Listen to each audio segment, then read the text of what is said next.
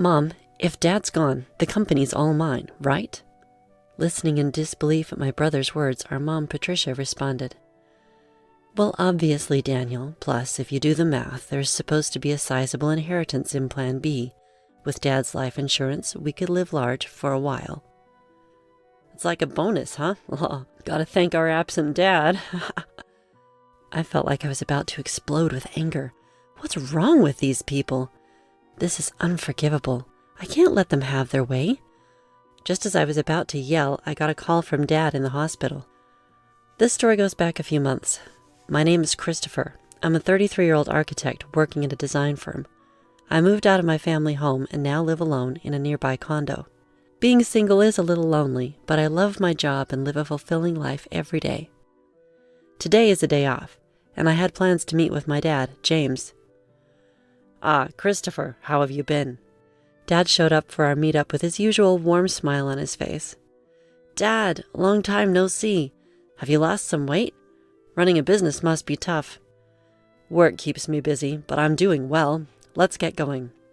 I occasionally meet up with my dad like this to catch up over a meal. Today, Dad invited me to join him for some volunteer work.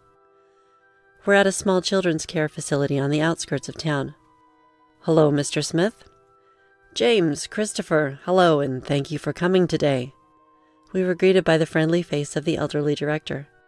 Dad and Mr. Smith were chatting away warmly. Turns out my dad grew up in this facility. After leaving it, he put himself through college and started his own architecture firm. Even without any relatives to rely on, he made it on his own efforts, and I've always admired him for that. On his day off, Dad often invites me to volunteer at the facility with him. Since we both have backgrounds in architecture, we can repair furniture and playground equipment. James, Christopher, you've helped a lot today.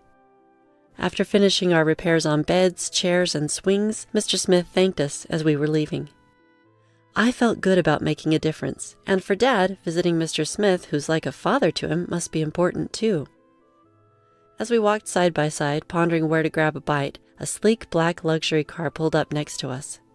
The window rolled down and out popped Mom. Driving the car was my brother Daniel. Well, well, look who it is. Back from the care facility again, are we? Mom said. It's embarrassing to have a dad without parents. Can we stop this already? Mom, let's go. My brother spoke, chomping on his gum. I wanted to retort that he was the one who should be embarrassed, being an adult with no stable job and dyed hair, but I held back. No point in saying anything to these people. It would be a waste. Daniel and I are going to dinner. You two can grab some fast food, and don't forget to fold the laundry. All right, understood, Patricia. Dad responded, and without another word, Mom rolled up the car window and they drove off. Dad and I just watched them go, saying nothing. Mom and my brother looked down on Dad, belittled him at every turn. Honestly, Mom might be beautiful on the outside, but that's about it. But the reason they can do all this is that they're basically living off Dad's income. They've been trash-talking him for as long as I can remember, saying he's a deadbeat from an orphanage, that he has no ambition or excitement in his life. They probably only see Dad as a wallet that listens to their every demand. What's worse, my brother Daniel eats all of this up and joins in on making fun of Dad. Our family has 2 kids, but Mom has always lavished her love only on Daniel. She's pretty much ignored me, giving Daniel whatever he wants, whenever he wants. Thanks to that, Daniel still clings to Mom like a child. Even in his 30s, he still calls her Mommy and lets her dictate even what he wears and eats. When I heard that Mom accompanied him to every driving lesson, I was floored. Dad, isn't it hard living with those 2? I asked my dad that question. I'm used to it. Besides, they're still family. I have to do what I can, Dad said in a lonely voice before heading back to the house he shares with Mom and Daniel. All I could do was watch him go. A month passed. I got a call from Mom saying that Dad had collapsed, so I rushed to the hospital. Dad, what on earth happened to you? Dad, who looked even more fragile than a month ago, responded, I got some tests done and they found cancer. Apparently, it's pretty advanced. My dad had been diagnosed with progressive stomach cancer.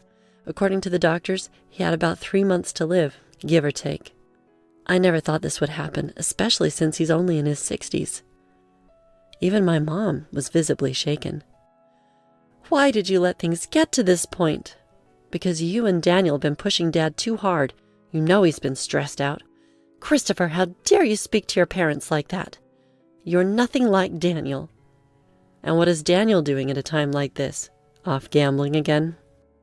While Mom and I were arguing, Dad spoke up quietly. Both of you stop. I'm fine. Go home for today. Dad, I'm sorry. I'll be back. I left the hospital room, but between my worries for Dad's health and the shock of his prognosis, I couldn't sleep that night. After that, I took on the responsibility of bringing Dad a change of clothes and doing his shopping as he requested. Sure enough, neither Mom nor my brother lifted a finger. Still, I wanted to make Dad's time as comfortable as possible. I popped into his hospital room during breaks from work and took care of him for 2 months. Then, one day, when I went back to my parents' house to grab some of Dad's belongings, I overheard Mom and my brother talking in the living room. Mommy, once Dad is gone, the business is all mine, right? Stunned by my brother's words, I listened more closely. That's when my mom chimed in. Daniel, it's not a given.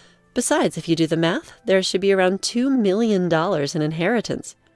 Wow, that's awesome. Maybe I should buy another car. Why not? You'll be the company president, so you should drive a nice car. Thanks to his life insurance, we can live a little lavishly for a while. It's like a bonus. Gotta thank Dad for not being around. I felt like I was going to explode with anger. What kind of trash are these people? Unforgivable. I can't let them get their way. Just as I was about to unleash my anger, I got a message from Dad. Christopher, can you come to my hospital room alone? I managed to contain my emotions and went to see my dad. He had lost even more weight recently and his complexion looked bad. Christopher, thank you for always being there. What are you talking about, Dad?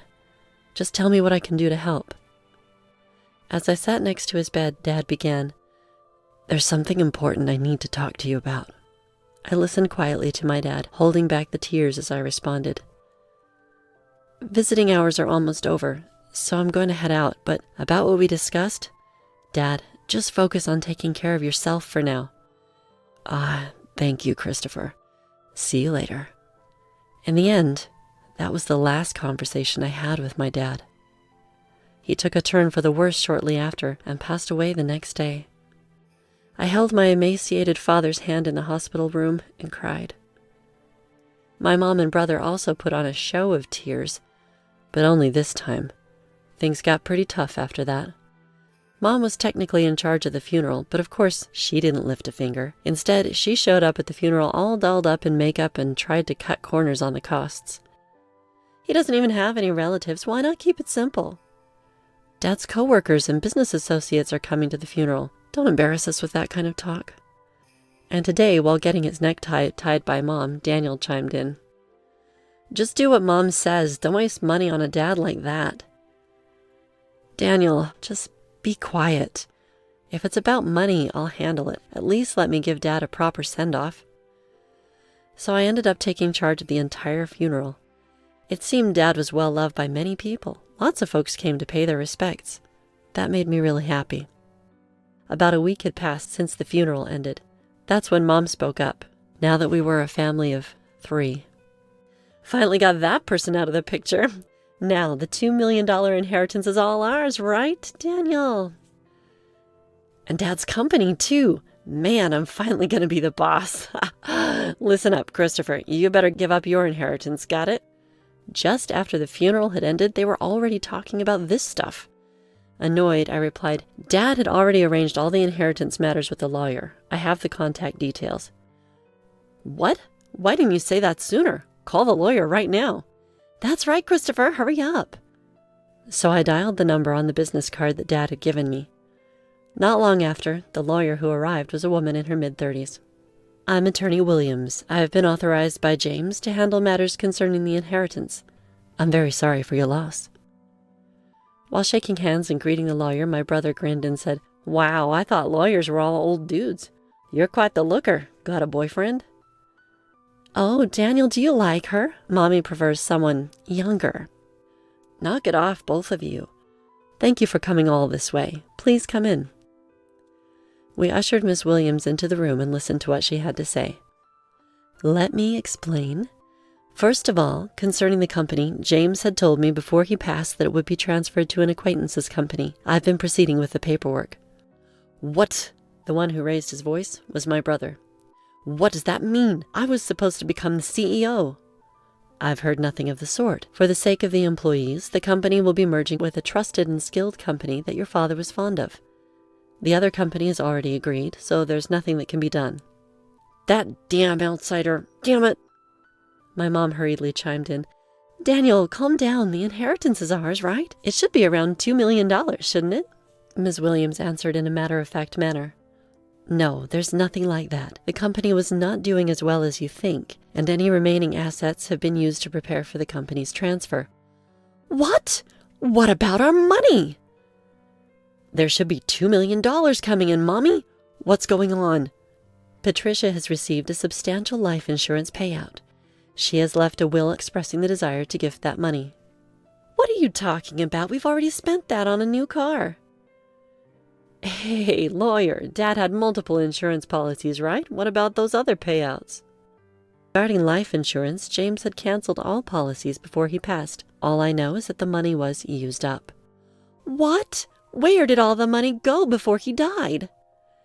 Damn it! Was he planning to leave us without a dime? I watched Ms. Williams leave as my mom and brother lost their composure. As she left, she said, It's tough, isn't it? All I could do was give her a wry smile in return. I looked up at the night sky, recalling the last conversation I had with my father while walking. Christopher, would you take over the company if I die? There might not be much in assets, but I should be able to leave you at least the insurance money. There should be enough of that. What are you talking about, Dad?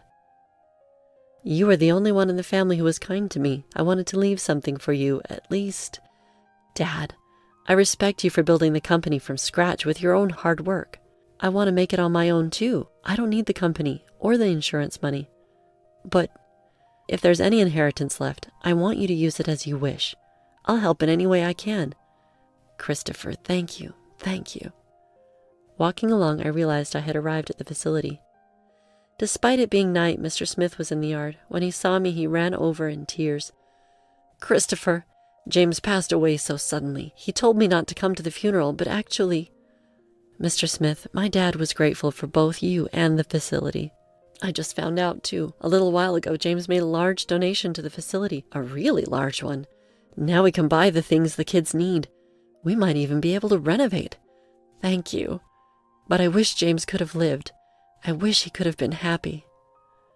While comforting a tearful Mr. Smith, I found myself crying too. Looking up at the starry sky, I whispered in my heart, Dad, you did it.